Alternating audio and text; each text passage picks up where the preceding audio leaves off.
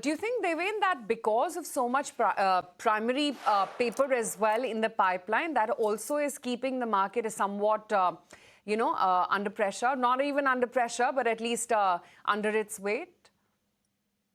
Yeah, I do agree that I think many of the IPOs are resulting into the portfolio churning of a higher degree, especially in the books of even the AMC companies, where they have the ability to take an exposure, but at the same time, I think the number of companies in the portfolio they are required to be reshuffled. I think can't be extended. I think beyond the point. That's how I think I see it.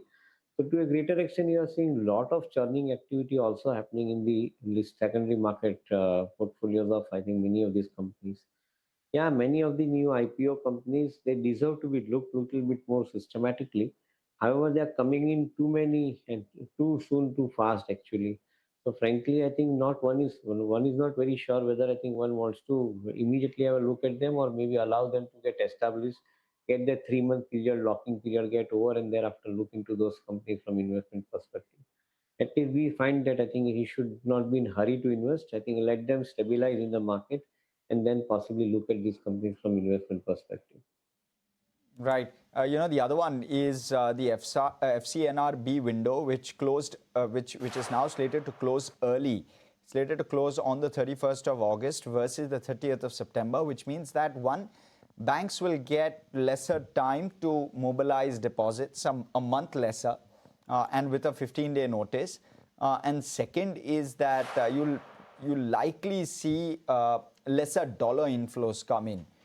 Which may be negative on the rupee. We'll have to wait and watch as to how that plays out on the rupee this morning. But nonetheless, Deven, but the very, very big positive is that we've already mobilized around $52.5 billion in FCNRB deposits alone. ECB and other debt is separate. And this shows the confidence of the RBI in the rupee. Therefore, is that maybe the better way to interpret the developments over the weekend? Yeah, I think the some part of the yield definitely is gained as far as the gaining rupee appreciation part is concerned by way of securing the large part of the FCNRB deposits. In my viewpoint, I think this has been a delayed move, but at the same time, I think it is now yielding results. And going forward, I think the banks would be far more comfortable in building the loan book, especially for some of the larger projects, I think, which otherwise they would have struggled in the economy. And consequently, it would have resulted into higher amount of interest cost in the economy because of the demand for money would be high in such situation when the large projects are getting executed. Yes, I think RBI's move of bringing this money definitely helps on one side building the large size corporate books for the bank, and on the other side definitely taking care of the rupee from going down further. So it's a good thing to probably happen. One will have to wait and see if other factors also start supporting, and if rupee can regain respectfully in the vicinity of around 1992 to a dollar, that would be, I think, a great proposition. So let's see. But overall, I think the banking stocks looks relatively more stable. We see a good amount of quarter-over-quarter upgrades into the disbursement, and at the same time, I think the valuations are available at a compelling proposition. So some of the larger ones should look relatively more interesting from here onwards as far as the investment outcome is concerned. Very quickly, where does that leave IT? So I would sense IT, I think, is at a very good cusp in terms of a minor price retracement. You've seen TCS, I think HCL Tech, Infosys to a larger extent. These stocks have gone through a very decentish kind of a correction, a 3% to 4% correction. But then in the scheme of things that these stocks have recovered more than 10%, I would be bullish on the IT pack overall. I think there are very few names in the mid-cap IT names. I think, if I'm not wrong, Coforge as well as Persistent, which have also managed to cross back above their 200-day moving averages, which technically I think is a very strong and a positive signal for the IT pack. So I would be bullish on the IT stocks. A few of the names which I've been highlighting, HCL Tech, Tech Mahindra on the large cap IT names, as well as Coforge as well as Persistent on the mid-cap IT stocks. Okay, that's the take on IT. But M&M as well is in focus. 3 new launches this weekend, and they've unveiled the Scorpio Lifestyler, making a big bet on India's under-penetrated lifestyle pickup market. In fact, the vehicle is positioned now below 20 lakh rupees and set for a launch in April 2027. Bigger ambition is global, with the company targeting a fast-growing mid-size lifestyle pickup segment across markets, including Australia, South Africa, West Asia, and LATAM as well. In fact, Avi, my colleague, caught up with the management at their launch event. Let's take a look. This is, it's not a pickup segment per se, it is the lifestyle pickup segment. Worldwide, if you look at the growth of the pickups, it is in this region of mid-size lifestyle pickups. It's growing very, very fast. And as you can see it in Australia, South Africa, Middle East, Thailand, or in India, the market in India is waiting for an affordable pickup. Lifestyle pickup that can really transform their experience in the weekend, during the holidays. And SUV experience in a pickup is that we call it as a lifestyler. And we think this every time when we introduced Scorpio in 2002, we created an SUV segment. When we introduced the electric SUVs, we created an electric segment, premium SUVs in electric, we created it. We strongly believe the lifestyle pickup is a wide space that we will really, really create it. And when we launch it in April 2027, we will come to know the numbers. But we strongly believe in it. I agree, sir. And as just you mentioned that you are exploring global markets, and this is a global launch. So what are the kind of markets that you are exploring, and what are your targets in terms of geographies? As we explained in our presentation, we are looking at the 40% of the 6.2 million, which is 1.9 million is the mid-size pickup. The 80% of the 40%. The 40% is outside of the US. 60% is in US. Total market is 6.2 million. 60% is in the US, and the rest 40%. In the 40%, 80% is the mid-size segment. In this segment, we really look for lifestyle pickups. That's what is fast selling. And you look at New Zealand, you look at Australia, you look at South Africa, you look at Thailand, you look at the Asian countries, you look at Middle East, you look at Latin America, all of them have got a pickup segments. It's a global mid-size pickup. It's different countries, but one musician playing with the different instruments and giving different experiences.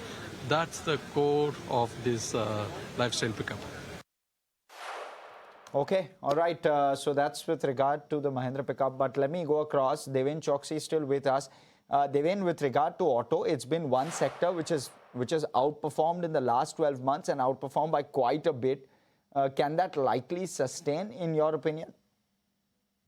Indeed, I think there are two factors to support this particular argument. One, importantly, I think the consumption in the hands of individual is definitely, I think, sustaining and growing, in fact.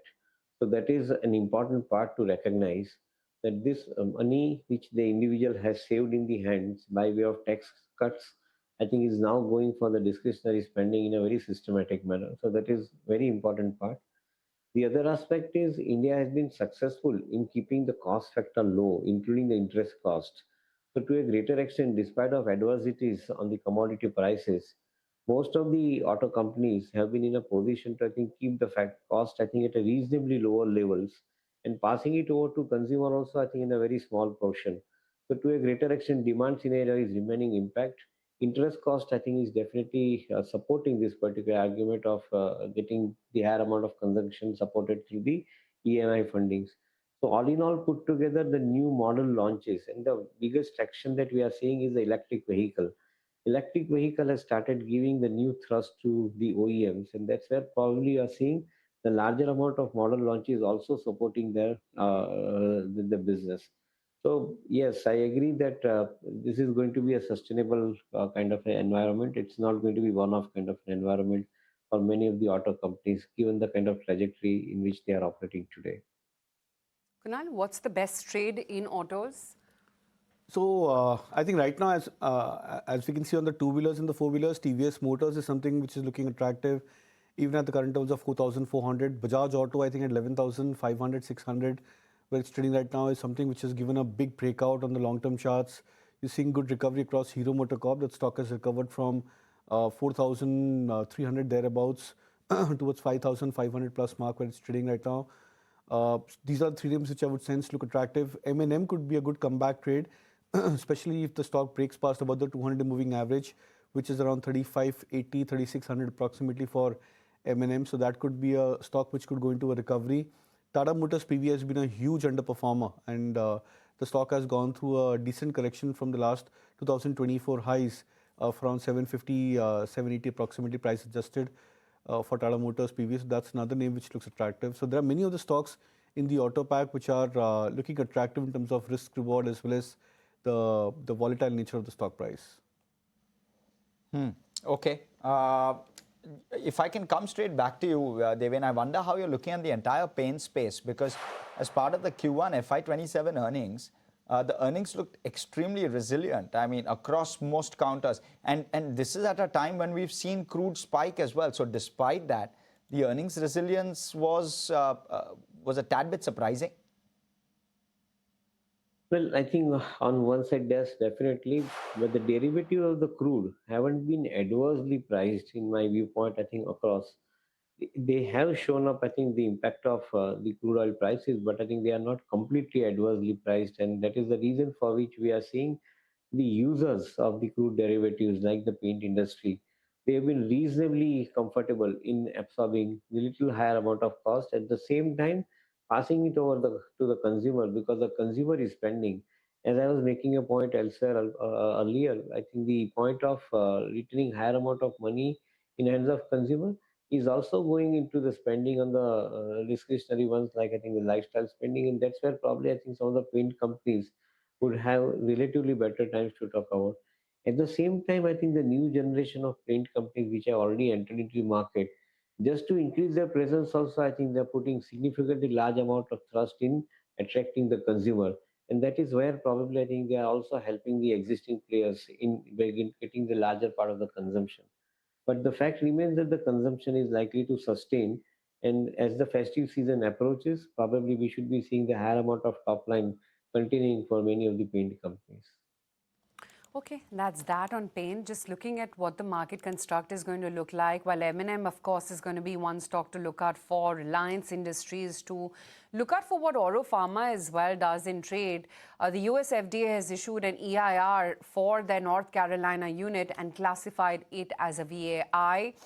That is going to be one stock to look out for. UPL as well came out with its numbers. So that, of course, we're keeping on our radar this morning. And then, of course, you know, a bunch of stocks like we highlighted. There is, of course, you know, Reliance, like we were mentioning. That, of course, is one such case in point. And then whether you see any buoyancy come in further on the healthcare names, Apollo Hospitals did manage to spring up. Can other hospital stocks as well follow suit? Jubilant Foodworks had an excellent Friday. That held out very smartly. Oracle Finance, Idea, Bharti. These were some of the significant movers in trade. They've been curious to know where within pharma are you scouting for opportunities, if any, at these levels? So interestingly, the CDMO space and the APIs have actually performed very well. Look at, I think, the performance of DVs as well as Laurus in particular. I think both of them have actually added a good amount of growth in their respective segments, largely because of the fact that I think they also have a significantly large amount of new capacities which they've added. Now the consumer is taking, or the OEM companies in the pharma picking up the material. So definitely, I think it is giving them a larger thrust. So we continue to remain bullish in this particular space. But more importantly, the silent ones who are basically not performing today, they are relatively looking more attractive with the valuation. And this includes some of the specialty generics companies, likes of Dr. Reddy, likes of Cipla, likes of Sun Pharma, where probably we find that I think the opportunity is huge. And at the same time, I think these companies are right now available at a subdued price regime. So from a perspective of a lower risk and a higher possibility of return, these companies could possibly see a better kind of a take as far as the market is concerned. We reasonably remain confident about 20-25% up move in next 12 to 15 months time for investors. Okay, Deven, always good having you on the show. Thanks for your time this morning. Thank you so much.